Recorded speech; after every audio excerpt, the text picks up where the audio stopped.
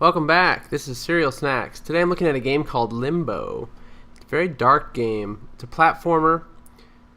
It's on sale this week from Steam. That's kind of why I'm showing it. I always wanted to kind of film it and show what's up with it. It's a game I believe originated on the Xbox 360 as a downloadable game that you could pay for. It's now available on the PC. I like to play with my Xbox 360 controller on my PC because it just makes it easier.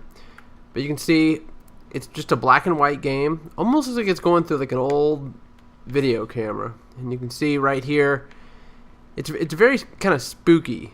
You only see the shadows of the objects that you're interacting with. It looks like you're like a little kid who has fallen into, well, limbo. Almost like you're on your way to either heaven or hell, right? So, anyway, I don't want to get too dark about it. I think it's kind of, in a way, it's kind of cute too. You just see his little eyes blinking. Kind of funny. He runs along. It's a very neat platformer because it's not like Super Mario Brothers or those type of games. It's more of a puzzle type game. So the goal is to get past things like that, which are spikes. And you know what? I'm just going to show you what happens when you jump on the spikes. Gruesome end for the little boy. Let's go back.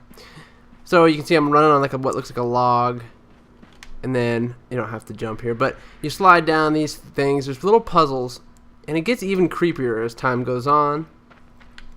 It's really neat, the graphics, even though it's only black and white and shadows. You can see the grass kind of wave as you run by it. Pretty neat, the art direction that they did.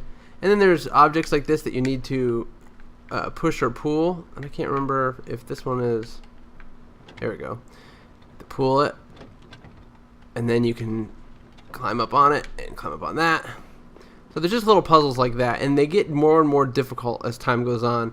And you'll find that the music and just the ambiance of it does kind of creep you out. It's a game, if you play it at night, you really can start to kind of feel the emotion of it. It gets to me anyway, but I'm one of those people who can't play scary games in the dark. I have to play them during the day or I don't sleep well. So you may be less of a wuss than I am, and therefore can play this game at night. But for me, it's kind of creepy. This type of game, I don't know if anybody's ever played. I might do a video on that one too. The Binding of Isaac, which is based off a religious story. I don't know if this is I don't know if Limbo is based off a religious story or not, but Binding of Isaac is, and it is really creepy. So, although that's more gruesome than creepy, like this one. So you can see I've got this little boat. I'm just going to go on and I'm going to show you, I think I can get to this part that is really kind of neat. The main thing I wanted to show is that this game is worth getting, and the reason is because on Steam, for the middle of the week, it's only $3.99. So it's like the price of, a meal at McDonald's. You get your Diet Coke and your double quarter pounder and you're spending close to $4. So I would say pick it up because it's definitely worth it. And I don't remember how to get past this part. There must be something I'm missing here. See, they have puzzles like this. Gotta pull the boat. And this is a fairly easy puzzle. Let's jump up here. So if you have any hesitations about picking this up, definitely do it. I mean, $4. The amount of time of enjoyment you'll get out of it is well worth it. Obviously, if you have a keyboard and mouse, it's still playable and still enjoyable. I like the Xbox 360 controller. I mean, you can pick those up. They're relatively expensive, though, at Best Buy. But it does make it a little more enjoyable because you can just lean back in your chair and play it. If you have the computer hooked up to the TV, it's even nicer because then you're kind of like, it's like you have your own Xbox 360 and just with your PC. So this is apparently a trap. I don't know if I can jump over it. Oh, gruesome. So gruesome. And actually, I know exactly how to solve this. Let's see. I think we go like this. Pull the traps apart. And then you can jump over one at a time. See the little fireflies in the sky. In a way, it kind of reminds me of like an Alfred Hitchcock movie, something like that. Although it also has memories of, I know I'm talking about Diablo 3 a lot, but the original Diablo had this kind of feeling of like just foreboding, like gross things hanging around. Kind of just darkness. So I don't know. I think, let's try pushing this. I think you have to get this to fall into the trap so as to. Yep. So So as you can see, the puzzles are not too complicated, and they haven't yet frustrated me to the point where I just want to quit, which is nice because some of these puzzle games, like Braid, for example, the puzzles are so incredibly difficult sometimes that you just want to give up. Now, some of you out there who are watching who are more hardcore than I am may be, laughing at me for saying that, but they really are. It's really nice to have a game where they're kind of difficult, but they're not so difficult that you can't get through them. So, as you can see, that was kind of neat. Now, I'm going to keep running on here. The sound is pretty like creepy and moody. I just like what they've done. This is another indie type game, just like Bastion and some of the other games I've reviewed. And I really like to give them my money because they make such quality games. And really, a game like this, in my opinion, this is maybe on my soapbox, but a game like this is worth. It's worth the $4 because you're supporting. I mean, games like this that are this good used to be, $40-50. So if you can pick it up for $4 and help a small game design firm, it's really great because then you encourage them to continue to churn out quality products. Now I don't know. I'm obviously missing something here, so I may have to end the video and maybe this. I know what I need to do. Okay. You can see that the flies over the swamp. It's kind of gross. The water quality is great, even for being like just a platformer. The quality that they put into it is really pretty incredible. So let's keep going here. Oops. Jump up on this thing. Climb up here.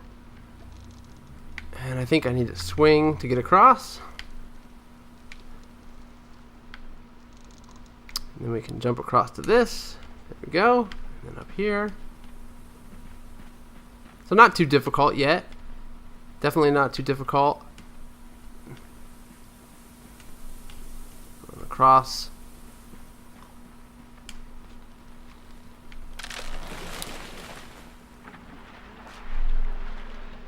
And you don't want to do that.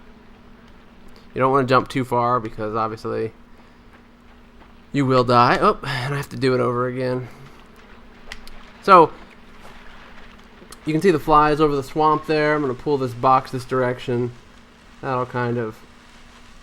And then, like I said, it's not too complicated. You have multiple options, multiple different directions that the game wants you to go. I wouldn't say options. There's only one path really so far in the game, but you have to think of going up, side to side. Of course, it's not 3D, so there's not going to be a lot of that kind of 3D stuff, puzzles to figure out, which makes it a little bit easier.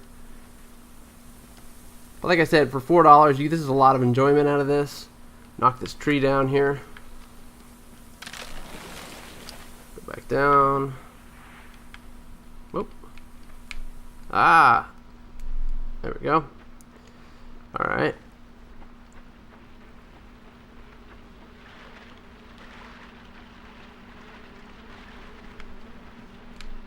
Keep pushing this a little bit more.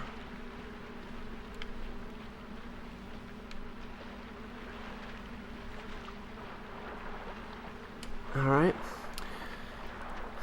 So this is where it starts to get a little bit creepier. You can tell it even got darker in the forest as you start to run in.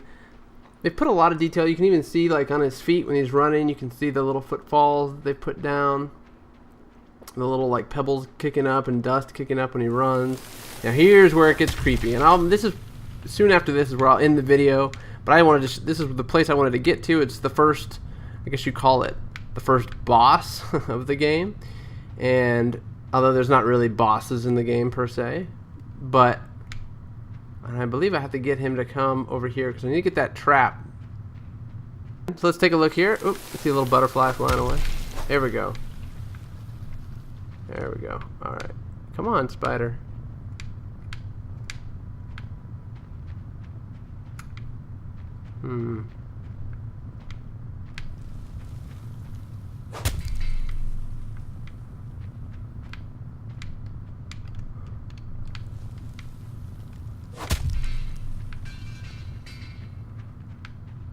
There we go.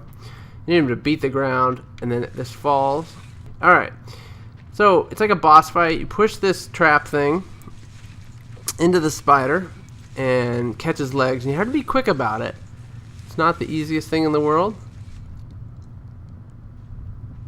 So, he's got to line it up, get him, and then get his next leg. He doesn't really learn his lesson the first time. In fact, and so he tries to get. You got to be quick, like I said. You can see the hair on his one last leg there. It's pretty. And 3 times the charm. So scared the spider off. That's kind of like the first boss fight. So I hope I've given you a flavor of the game. It's dark, it's creepy, but it's charming in its own way as well. It's very well done, very artsy, and it's addictive. You start to want to get past the next challenge and the next challenge and the next challenge, and it kind of grows on you in that respect. So I hope you enjoyed watching my video, my little mini review of Limbo. It's only $4 on Steam this week. I think normally I would like to say it's $10, which still isn't that bad. But, you know, at the end of the day, $4 isn't a whole lot for most people. If it is too much for you, you probably shouldn't be watching YouTube videos about games, because this is about the cheapest you're going to get. So, with that said, while my little kid gets killed and sewn up into a little web, I will see you next time. Hope you come back. This is CerealSnax signing off.